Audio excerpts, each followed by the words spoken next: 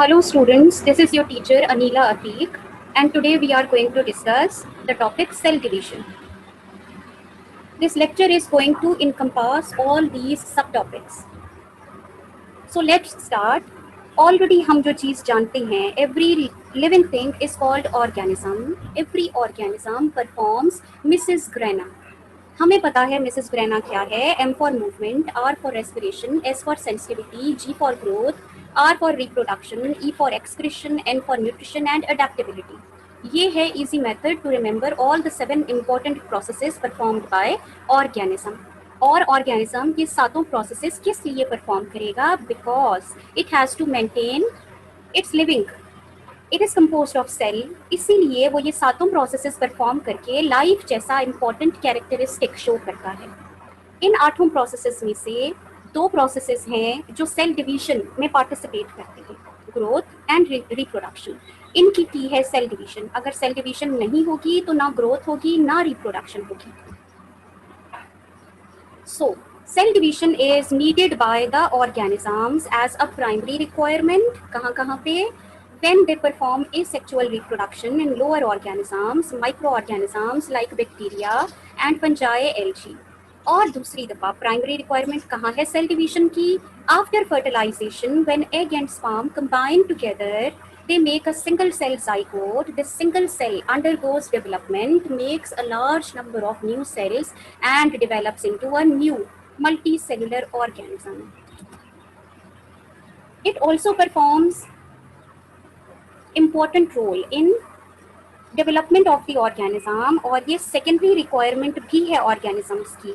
कब है? It performs as a secondary requirement when organism becomes adult, when it has grown up. तो growth, repair, maintenance और reproduction के लिए ये सेकेंडरी रिक्वायरमेंट के तौर पे काम करेगा. अगर सेल डिवीजन नहीं है, इस प्रोसेस की एब्सेंस में ना तो ग्रोथ हो सकती है, ऑर्गेनिज्म का साइज कभी ग्रो नहीं करेगा, कभी कोई चोट लग जाए, कभी कोई जख्म हो जाए, कभी कोई सेल डिफेक्टिव हो जाए तो उसकी जगह रिप्लेसमेंट नहीं हो सकता. सो बेसिकली अभी इतना जिक्र किया हमने सेल डिवीजन का. What is cell division? Cell division is an ordered series of events involving cell growth and division of the cell with same number of chromosomes and the result is 2 new daughter cells. इस method को सादे तरीके पे duplication भी कह सकते हैं. तो डियर स्टूडेंट्स, हमने बहुत दफ़ा सुना होगा माइटोसिस एंड सेल डिवीजन. क्या ये दोनों बराबर हैं? Mitosis and cell division are not equivalent. ये दोनों एक दूसरे के बराबर यूज़ नहीं हो सकते.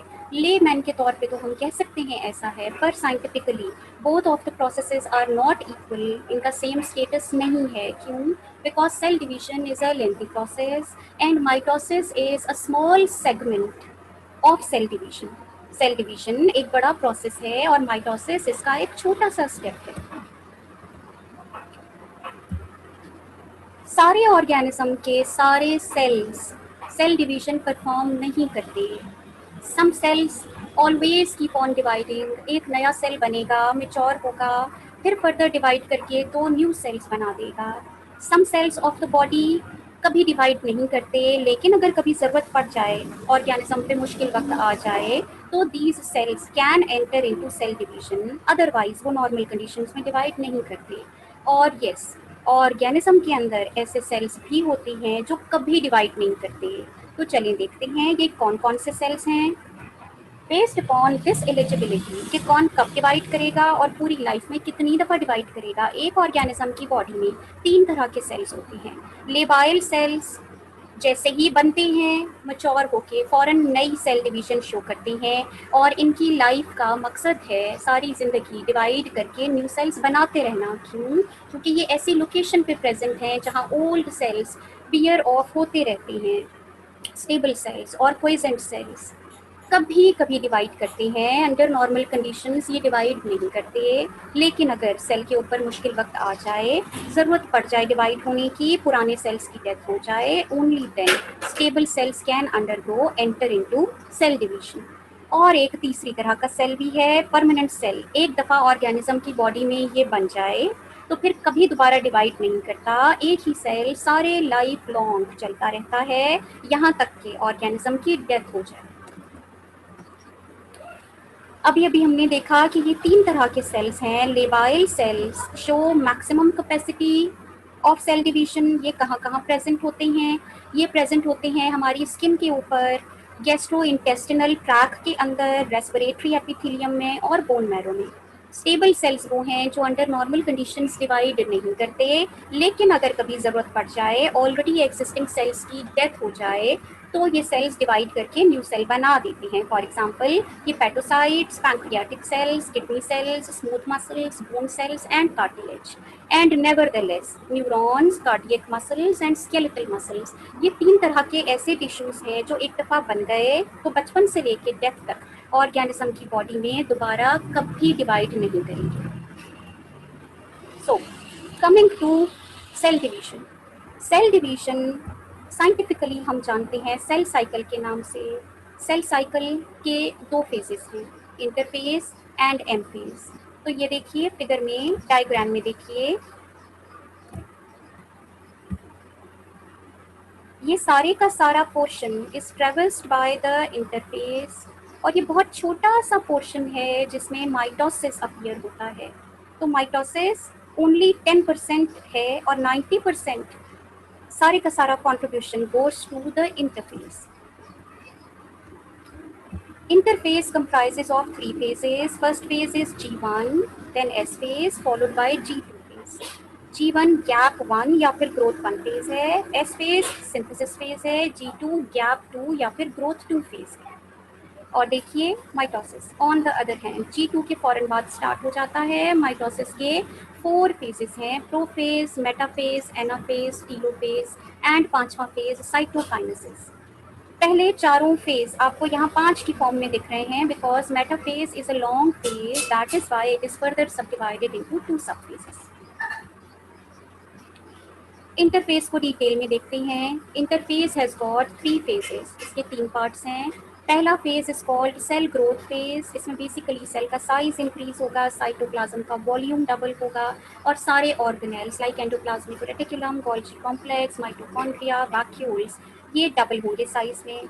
S phase comprises of only changes taking place inside the nucleus. Nucleus के अंदर प्रेजेंट DNA और RNA का साइज डबल हो जाएगा, क्रोमोसोम नंबर डुप्लीकेट हो जाएंगे। अगर 12 क्रोमोसोम है तो 12 ही रहेंगे, लेकिन हर क्रोमोसोम डबल हो जाएगा। और G2 phase is called cell growth phase. Cell थोड़ा और ग्रो करता है। कहाँ ग्रो करता है? उसका साइज सेम रहेगा, लेकिन उसके साइटोप्लाज्म के अंदर present special proteins, transcription factors और रिक्वायर्ड एंजाइम्स जो अगली डिवीजन के लिए, माइटोसिस के लिए ज़रूरी हैं, वो पहले से बना के रख लिए जाएंगे। तो G1 phase is called metabolic phase, S phase is called duplication phase and G2 phase is called protein phase. Interface की मज़ीद डिटेल ये देखिए।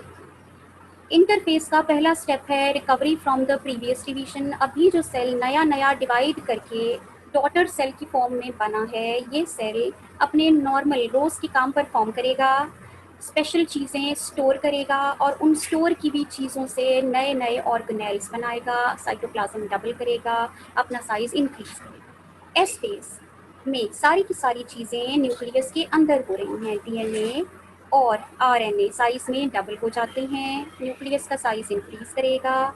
And last phase G2 phase, overall हमें ग्रोथ में साइज में कोई चेंज नहीं दिखेगा, लेकिन साइटोप्लाज्म में प्रेजेंट सारी की सारी नई प्रोटीन्स बन के स्टोर हो चुकी हैं। देखिए time distribution, this is G1 phase. G1 phase को कंप्लीट होने में 8 to 10 आवर्स का टाइम लगेगा। S फेज को कंप्लीट होने में 6 to 8 आवर्स लगेंगे और G2 को कंप्लीट होने में 4 to 6 आवर्स लगेंगे। Mitosis hardly half an hour में कंप्लीट हो जाती है। फिर again depending upon type of species and type of cell ये चीज़ें वेरिएबल हैं, लेकिन एवरेज पे तकरीबन 24 आवर्स में एक डिवीजन कंप्लीट हो जाती है।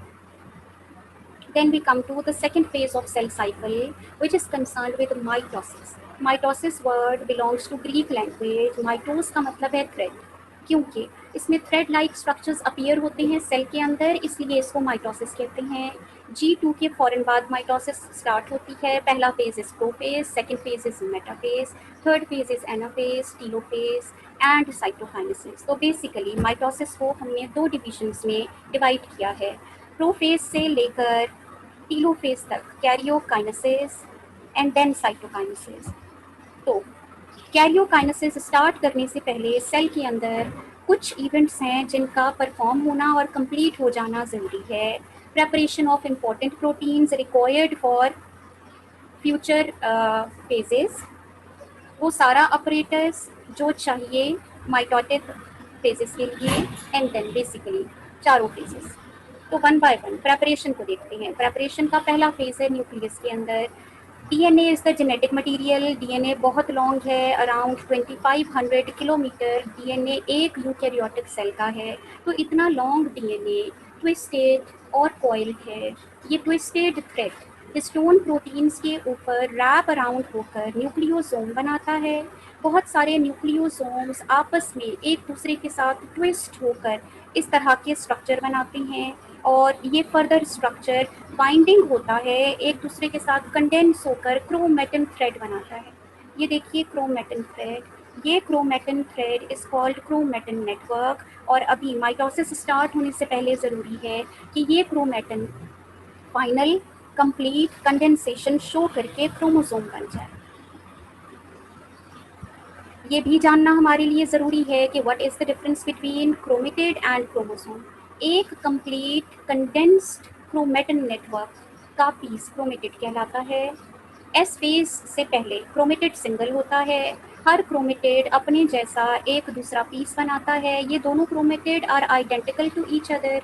जो जीन्स इस क्रोमेटिड पे प्रेजेंट हैं वही जीन्स इस क्रोमेटिड पे प्रेजेंट हैं। Both of these chromatids are called sister chromatids. ये दोनों सिस्टर क्रोमेटिड्स एक कॉमन जॉइंट अटैचमेंट से सेंटर में आपस में अटैच होते हैं। ये दोनों क्रोमेटिड्स आपस में मिलकर एक क्रोमोसोम बनाती हैं। जब माइटोसिस परफॉर्म होगी तो माइटोसिस के अंदर ये दोनों सिस्टर क्रोमेटिड्स एक दूसरे से सेपरेट हो जाएंगे। एक तीसरा स्टेप जो प्रिपेयर होना लाजमी है, हर न्यूक्लियस के बाहर एक सेंट्रोसोम प्रेजेंट होता है। हर सेंट्रोसोम के अंदर दो सेंट्रियोल प्रेजेंट हैं। तो जस्ट बिफोर माइटोसिस स्टार्ट हो, जैसे कि G2 ओवर होता है, एक सेंट्रोसोम डुप्लीकेट होकर अपने जैसा एक और सेंट्रोसोम बना देगा। एक सेंट्रोसोम पोल के एक एंड पे रहेगा और दूसरा सेंट्रोसोम पोल के दूसरे एंड पे जाने की कोशिश करेगा। लेकिन पहले ये बन हो जाए। तो सेंट्रोसोम दो बन चुके हैं, डुप्लीकेशन हो चुकी है। हर सेंट्रोसोम के अंदर दो सेंट्रियोल्स प्रेजेंट हैं जो थ्रेड फॉर्मेशन करेंगे। अभी हमारी बात हुई mitosis comprises of two broad categories. पहले चारों फेजेस कैरियोकाइनेसिस, इनमें न्यूक्लियर चेंजेस होती हैं। सारे के सारे चेंजेस न्यूक्लियस के अंदर होती हैं। कैरियोकाइनेसिस का वर्ड ग्रीक लैंग्वेज से आया है। Karyo means nucleus and kinesis means movement. All the movements concerned inside the nucleus are called karyokinesis. Karyokinesis की चार फेजेस हैं, ये देखिए हम उसको पी मैट के नाम से याद रखते हैं। P for prophase, M for metaphase, A for anaphase and T for telophase। Cytokinesis पांचवा फेज है जिसमें न्यूक्लियस के अंदर कोई चेंज नहीं आएगा। सारे के सारे चेंजेस न्यूक्लियस से बाहर सेल के अंदर आएंगे। इन सबको डिटेल में देखते हैं। पहली फेज माइटोसिस की इज कॉल्ड प्रोफेज। तो प्रोफेज के अंदर ये देखिए कैरियोकाइनेसिस, न्यूक्लियर डिवीजन है पहली, जिसकी पी मैट चारों फेजेस हमने देखी। डॉटर क्रोमोसोम्स सेपरेट हो जाएंगे, अलग अलग डिस्ट्रीब्यूट हो जाएंगे दो सेल्स के बीच में, और ये दो सेल्स की डिवीजन साइटोकाइनेसिस में अकम्प्लिश होगी। First phase of karyokinesis prophase.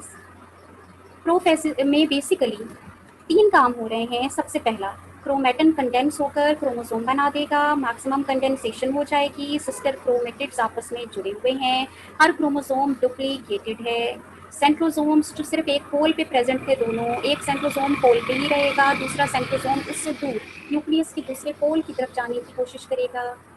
और जैसे जैसे ये सेंट्रोसोम एक दूसरे से दूर जा रहे हैं, इन दोनों सेंट्रोसोम के बीच में माइक्रोट्यूब्यूल फॉर्मेशन स्टार्ट हो चुकी है। और डार्क प्रोटीन रीजन्स, ये देखिए न्यूक्लियोलस, ये डिसअपियर हो जाएंगे, न्यूक्लियर मेम्ब्रेन डिसअपियर हो जाएगी, प्रोफेज फिनिश होगी। अगली फेज स्टार्ट होगी metaphase. Metaphase is a long phase, हम ऑलरेडी डिस्कस कर चुके हैं, इसलिए it is divided into 2 phases. Metaphase की रिक्वायरमेंट है, मेटाफेज को चाहिए कुछ खास प्रोटीन्स और स्ट्रक्चर। ये structure is called mitotic spindle. इस माइटोटिक स्पिंडल में ये जो सेंट्रल अरेंजमेंट है क्रोमोसोम्स की, this is called mitotic plate. तो देखते हैं माइटोटिक प्लेट और माइटोटिक स्पिंडल किस तरह बनती हैं। माइटोटिक स्पिंडल बनेगा प्रो मेटाफेज में और माइटोटिक प्लेट बनेगी लेट मेटाफेज में। माइटोटिक स्पिंडल के 3 एलिमेंट्स हैं। माइटोटिक स्पिंडल के अंदर है सेंट्रोसोम, जहाँ से माइक्रोट्यूब्यूल फॉर्मेशन स्टार्ट हुआ है। ये बहुत सारे माइक्रोट्यूब्यूल्स जो ट्यूबुलिन प्रोटीन से बने हुए हैं और बहुत सारे क्रोमोसोम्स जो सेंटर में अलाइन हैं। So prometaphase is basically concerned with mitotic spindle arrangement। Mitotic spindle arrangement देखते हैं। माइटोटिक स्पिंडल बनना शुरू हो चुका था by the end of prophase, जहां हमने देखा था both the centrosomes are going apart from each other. एक सेंट्रोसोम इसी पोल पे रहेगा, दूसरा सेंट्रोसोम जैसे जैसे दूर दूसरे पोल पे जा रहा है, उनके बीच में ट्यूबुलिन प्रोटीन की वजह से माइक्रोट्यूब्यूल फॉर्मेशन स्टार्ट हो चुकी है। Microtubules are of 3 types. ये स्पिंडल फाइबर्स 3 टाइप्स के हैं। अभी देख लेते हैं इनकी टाइप्स। सेंट्रोसोम और सेंट्रियोल को बहुत दफ़ा बच्चे कंफ्यूज करते हैं। Centrosome is an organelle. Centrosome हर एनिमल सेल के पास सिर्फ एक होता है। ये सिर्फ और सिर्फ डुप्लीकेट करेगा उस वक्त जब सेल डिवीजन स्टार्ट होगी। G2 फेज के बाद डुप्लीकेट करेगा और हर सेंट्रोसोम के अंदर ये 2 सेंट्रियोल्स होती हैं। Every centriole can make up tubulin protein. ये ट्यूबुलिन प्रोटीन की पॉलीमराइजेशन करके माइक्रोट्यूब्यूल बना सकते हैं। टाइप्स ऑफ स्पिंडल फाइबर्स देखते हैं। सारे के सारे माइक्रोट्यूब्यूल्स एक जैसे नहीं होते।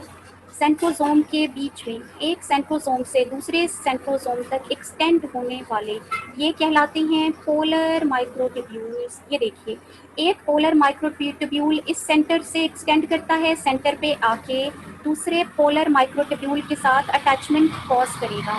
ये दोनों आपस में अटैच्ड हैं सेंटर से, कॉन्टिन्यूस हैं।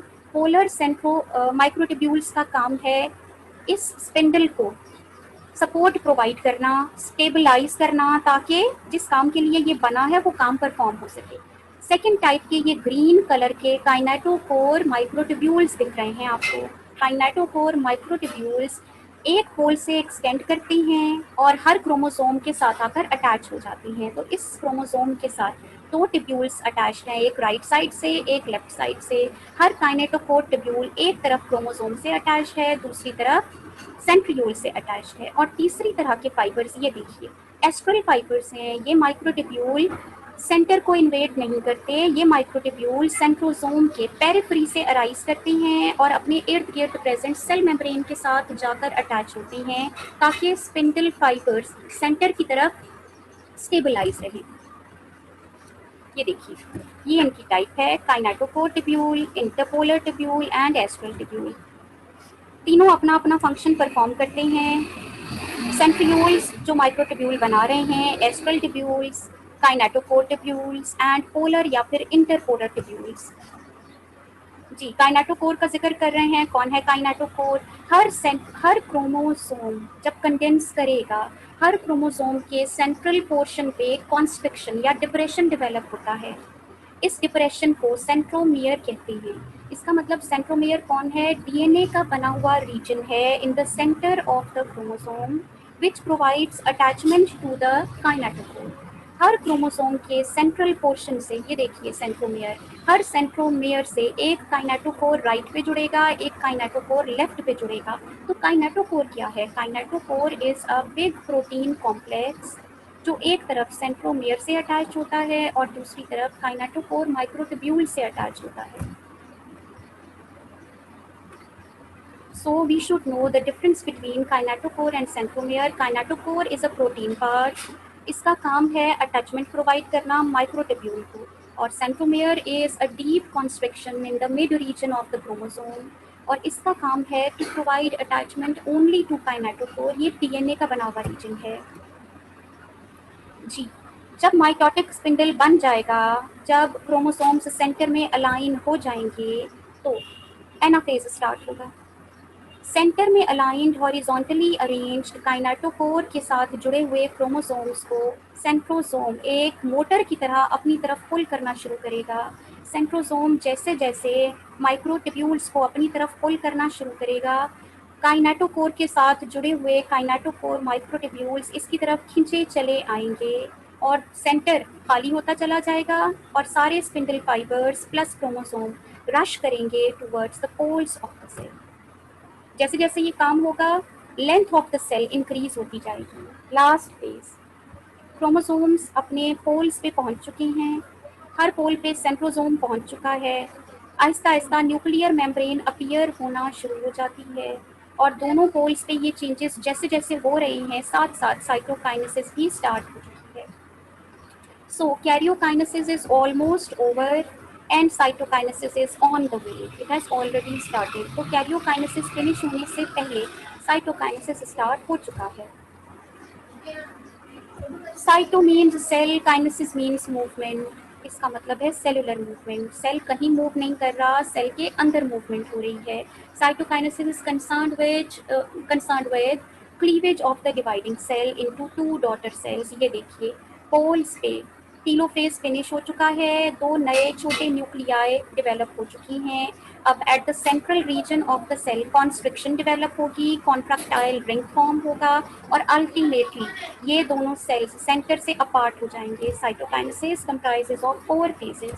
First phase initiation, contraction, membrane insertion and completion. Initiation में एनाफेज में ही टीलोफेज स्टार्ट होने से पहले a dividing groove appears on the cell surface at median place. दोनों न्यूक्लियाई के बीच में सेल मेम्ब्रेन के ऊपर एक ग्रूव अपीयर हो जाएगा। कॉन्ट्रैक्शन, जैसे ही ये ग्रूव अपीयर होगा, मीडियन रीजन के अंदर सेल मेम्ब्रेन के नीचे कॉन्ट्रैक्टाइल ब्रिज बन जाएगा through contractile ring. Contractile ring actin filaments, myosin filaments, structural proteins और रेगुलेटरी प्रोटीन्स से मिलकर बना एक कॉम्प्लेक्स है। तो मेम्ब्रेन के नीचे कॉन्ट्रैक्टाइल रिंग की हेल्प से इंट्रासेलुलर ब्रिज बनेगा। अगले स्टेप में इस इंट्रासेलुलर ब्रिज के नीचे दोनों न्यूक्लियाई की तरफ से आकर बहुत सारे साइटोप्लाज्मिक वेसिकल्स ज्वाइन करेंगे। ये vesicles basically membrane, plasma membrane insert करेंगे इस ब्रिज में, ताकि दो नए सेल्स की मेम्ब्रेन इस वाले रीजन से कट ऑफ होके ग्राफ्ट हो सके। और जैसे ही ग्राफ्टिंग होगी, नई प्लाज्मा मेम्ब्रेन ऐड होगी इस रीजन में, connection between the two cells finish हो जाएगा and the result we get is at the end of karyokinesis and cytokinesis formation of two daughter cells। ये देखिए, दोनों न्यूक्लियाई के बीच में कॉन्ट्रैक्टाइल रिंग फॉर्मेशन, उन रिंग्स के नीचे बहुत सारी प्रोटीन्स और क्लीवेज पर। As a result of cytokinesis and karyokinesis दो डॉटर सेल्स बन चुकी हैं। दोनों सेल्स का साइज अपने पेरेंट सेल से हाफ है, लेकिन दोनों सेल के अंदर वही जेनेटिक मटेरियल प्रेजेंट है, उतना ही जेनेटिक मटेरियल प्रेजेंट है जो पेरेंट सेल के अंदर था। ये है समराइज्ड इवेंट ऑफ माइटोसिस। आपको प्रैक्टिस करने में यहाँ से आसानी होगी। इस टेबल को कम से कम 3 टाइप्स अपने पास प्रैक्टिस करें, याद कीजिए, लिखिए, समझें, डायग्राम ड्रॉ कीजिए। सबसे आसान तरीका किसी भी चीज़ को मेमोराइज करना और अंडरस्टैंड करना इस through flow chart. Cell cycle has got 2 phases, interphase and mitosis. अभी अभी हमने माइटोसिस देखा, which is further divided into 2 phases, karyokinesis comprising of T mat and cytokinesis. कुछ सेल्स बॉडी के अंदर ऐसे भी होती हैं जो G2 फिनिश होने के बाद माइटोसिस में एंटर नहीं करते। These cells are called to be arrested at G0 phase. G0 या G0 phase ऐसे हैं जो माइटोसिस फिनिश होने के बाद या G2 कंप्लीट होने के बाद G0 में एंटर हो जाती हैं, अरेस्ट हो जाती हैं और सारी जिंदगी डोरमेंट रहती हैं। रीज़न देखेंगे ऐसा क्यों करते हैं। All the permanent cells, for example heart cells, muscle cells and neurons, ये वो 3 टाइप के सेल्स हैं जो G0 में एंटर होती हैं और कभी भी सेल साइकिल में एंटर नहीं होते। ये सेल्स एक दफ़ा बन गए, इनके सामने देखिए G0 में एंटर हो गए। क्यों? क्योंकि इनके पास या तो वो प्रोटीन्स अवेलेबल नहीं हैं जो आगे एंटर होने के लिए ज़रूरी हैं, या फिर इनको उन सिग्नल्स की कमी है जिसकी प्रेजेंस में आगे के इवेंट्स परफॉर्म होते हैं। These cells show exceptional behavior. Why? Because either they have got genetic mutations, इनके डीएनए में डिफेक्ट्स हो चुकी हैं, ये नॉर्मल से डिफरेंट हो चुका है। ऐसे सेल्स का अगर डिवीजन होगा तो ये आगे चल के ऑर्गेनिज्म की लाइफ के लिए डेंजरस हैं, या फिर सेल साइकिल में कहीं कोई ऐसा चेंज आ चुका है, कोई ऐसा ड्रास्टिक चेंज आया है जो रिपेयर नहीं हो सकता, या फिर कैंसर सेल्स। ये सारे के सारे वो सेल्स हैं जो जी नॉट के अंदर चले जाते हैं। कैंसर सेल्स कौन हैं?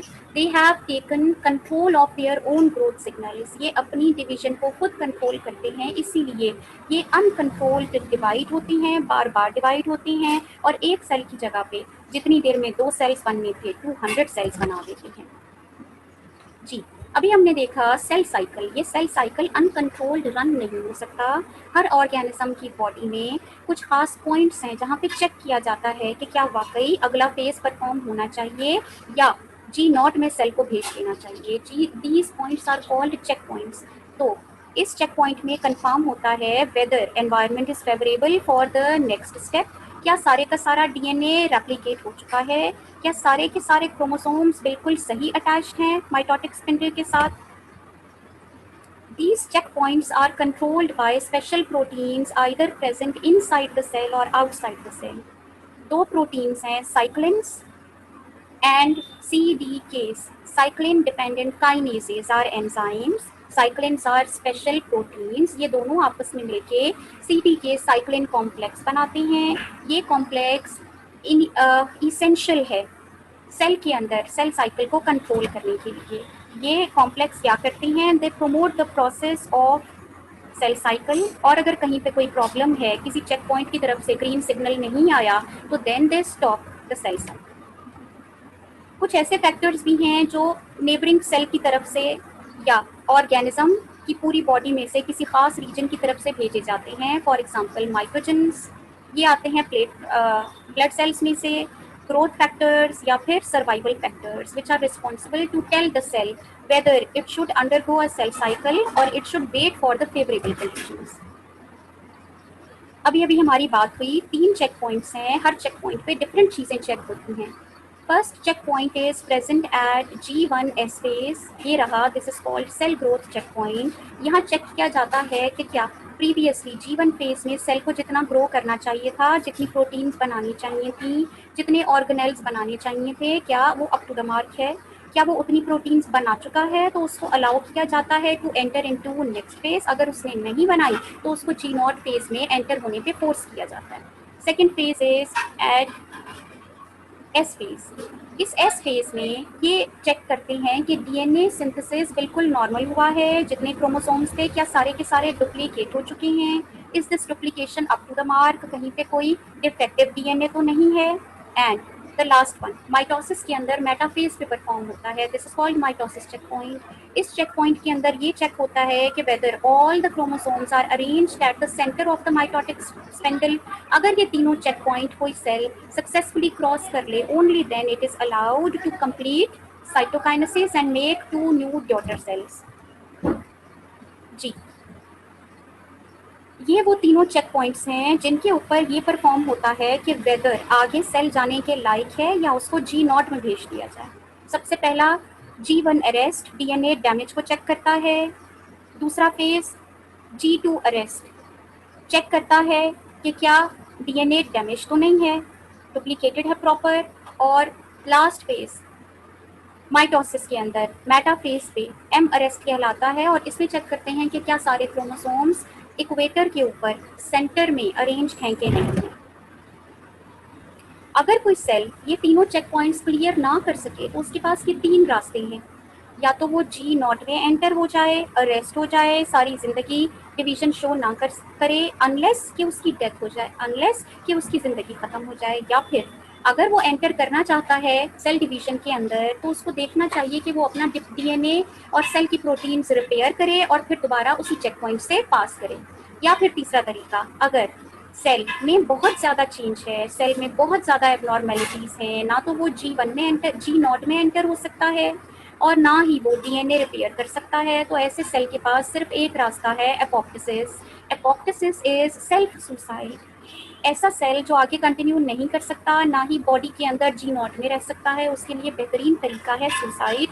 ऐसा सेल अपने ही लाइसोसोम्स के थ्रू फिनिश हो जाता है, डिस्ट्रॉय हो जाता है। अभी तक हमने जितनी भी बात की, this was all about cell cycle taking place inside an animal cell. Plant cell के अंदर सेंट्रोसोम्स डिसअपियर होते हैं, प्रेजेंट ही नहीं होते।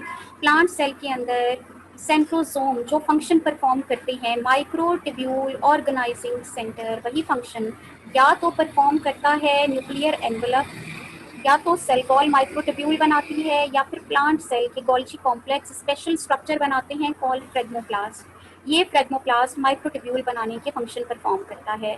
प्लांट सेल सेंट्रोसोम अफोर्ड नहीं कर सकता, क्यों? बिकॉज इसके बाहर सेल वॉल प्रेजेंट है। अगर प्लांट सेल के बाहर सेल वॉल प्रेजेंट है तो सेंट्रोसोम इसकी शेप को चेंज नहीं कर सकते। ये कुछ इंपॉर्टेंट टर्म्स हैं जो आपको लेक्चर को अंडरस्टैंड करने और एग्जामिनेशन पॉइंट ऑफ व्यू के लिए प्रिपेयर करने को हेल्प आउट करेंगे, तो इसको पॉज कीजिए और अपने पास नोट कीजिए।